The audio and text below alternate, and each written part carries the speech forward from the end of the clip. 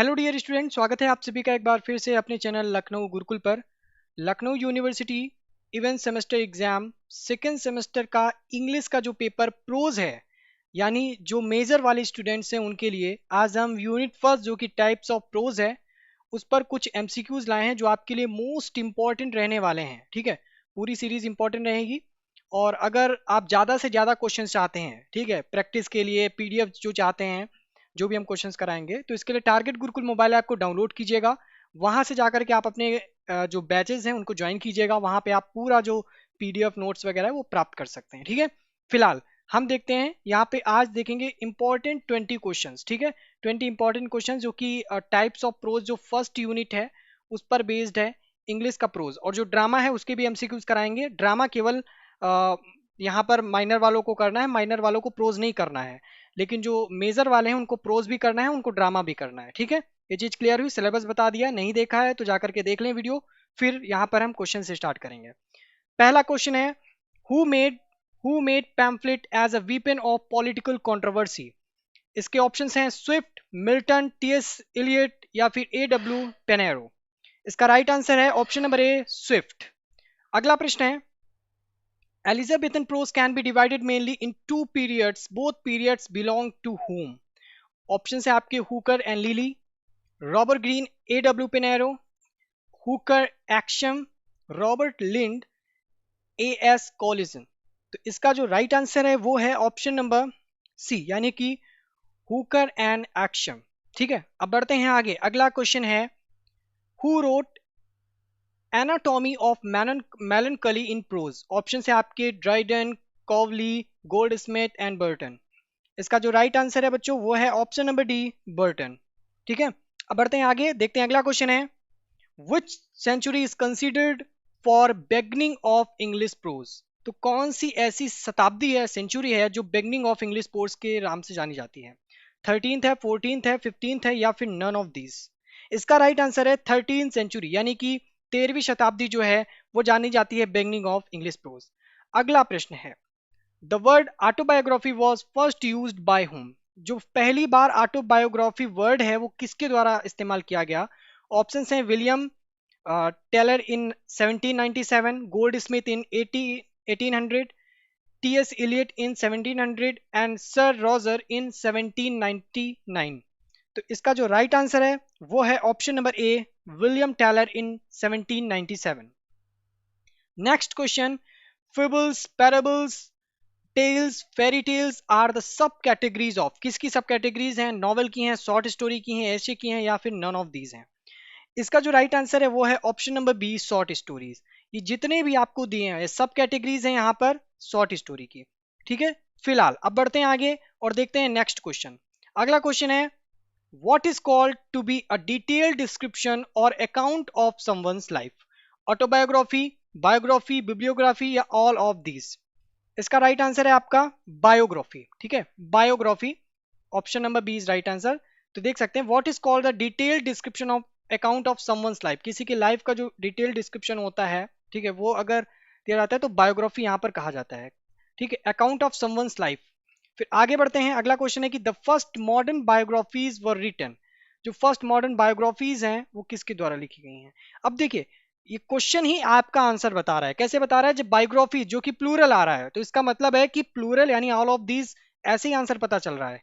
तो पहले ही ये चीज क्लियर हो रही है। लेकिन फिर भी यहां पर हम देखते हैं, क्वेश्चन नंबर 8 है, the first modern biographies were written hermits, monks, priests. तो इसका राइट आंसर है ऑल ऑफ दीज, क्योंकि यहां पर पहले ही क्लियर हो गया। अगर बायोग्राफी होता तो कंफ्यूजन हो सकती थी कि इन तीनों में से कोई एक हो सकता है।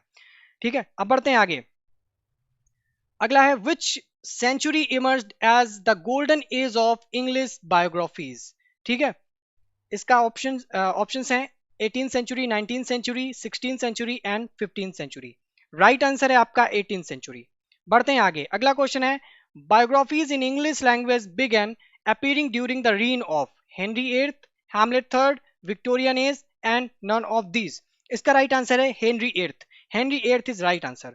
बच्चों जल्द से जल्द, बहुत जल्दी, और जितने भी क्वेश्चंस हो सकते हैं पॉसिबल हम करेंगे, क्योंकि पूरी सीरीज भी करनी है। What has been the earliest form of composition in verses है? ठीक है, ऑप्शन है prose prose answer biography, prose, biography, lyrics and autobiography.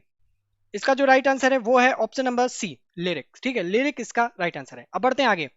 Who is considered to be the first writer of English prose? Most important question है। ठीक है, English pros का जो first writer है वो कौन कंसीडर किया जाता है? Lollard, Caxton, John Lyly and John Milton. इसका जो राइट आंसर है वो है Caxton. Caxton, option number B is right answer. बढ़ते हैं आगे। अगला क्वेश्चन है question number 13। Which form of writing Malory is known for his prose? Option है cavalry, humanism, poetic and critic. तो इसका राइट आंसर है आपका ऑप्शन नंबर ए, कैवलरी। ठीक है, अब बढ़ते हैं आगे। अगला प्रश्न है who is considered to be pioneer in early development of prose? Option है जॉन लिली, थॉमस लॉग, सर फिलिप या कैक्सटन। इसका राइट आंसर है Caxton. Option number D is right answer. अगला क्वेश्चन है in which of the following forms prose can be found in English literature? Option है story और essay, fiction और novel, autobiography और drama, all of these. इसका right answer है आपका all of these. ठीक है, all of these is right answer. अगला है what has been the first form adopt for the expression of human feelings? Options हैं drama, prose, essay या फिर पोएट्री। इसका जो राइट आंसर है वो है poetry. Option number D is right answer. अगला है lamps old China is a great example of? जो लैम्प्स का ओल्ड चाइना है वो एक अच्छा एग्जांपल है फॉर्मल एसेज के लिए, पर्सनल एसेज का या फिर मेमोयर का या फिर ट्रेवलर्स का। ठीक है, इसका राइट आंसर है आपका पर्सनल एसे। पर्सनल एसे का यहाँ पर एक ग्रेट एग्जांपल है।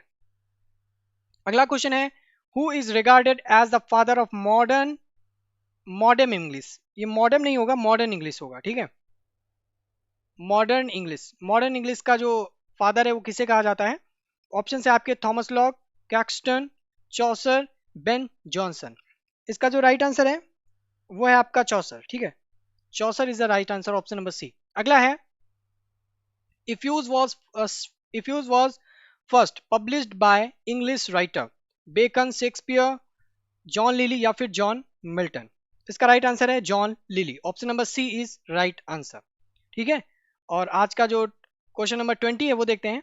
इन the beginning of which century the most significant phenomenon of the authorized version of the Bible has been seen? Elizabethan, 19th, 17th या फिर 16th?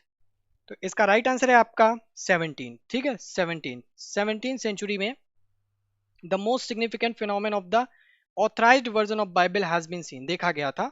ठीक है, ऑथराइज्ड वर्जन ऑफ बाइबल कब देखा गया था? यहाँ पर 17 सेंचुरी में। तो ये आपके 20 इंपॉर्टेंट क्वेश्चंस रहे और बाकी के भी क्वेश्चंस हैं। ठीक है, इसके लिए आपको पूरा जो पीडीएफ है वो मिलेगा यहाँ पर टारगेट गुरुकुल मोबाइल ऐप पर। डाउनलोड जरूर कीजिएगा, जाकर के अपने कोर्सेज या बैचेस को ज्वाइन कीजिएगा, वहाँ पे मिल जाएगा।